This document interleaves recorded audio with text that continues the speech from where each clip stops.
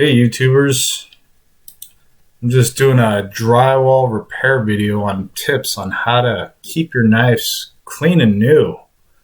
These are blue steel knives, Hyde blue steel knives. I got a 6-inch knife, 10-inch knife, 8-inch knife, and a 12-inch knife, and also a 20-inch texture knife. These are the common knives that most drywallers have.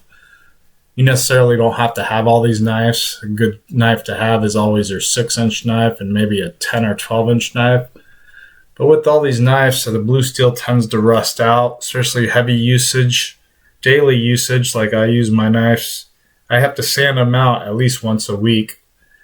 You necessarily don't have to do it every day. If you only do a project here and there, you definitely have to sand them before any mudding project. The reason why we sand these is that the rust kind of builds up. So if you don't sand the knives, when you go to mud, first coat, second coat, or texture, it leaves kind of scratchy pattern in your coating. So with a nice clean knife, the mud flows nice and perfect. With your knives, once you always get them sanded, you can spray them with a WD-40 or any kind of spray lubricant and then store them. You want to just not throw these knives around because they are expensive. So if it lasts a long time, you just store them away and keep them lubed and keep them sanded. They'll last forever. Another technique's in a water bucket. I always keep a sanding block in my water bucket, a nice clean sponge and a sanding block.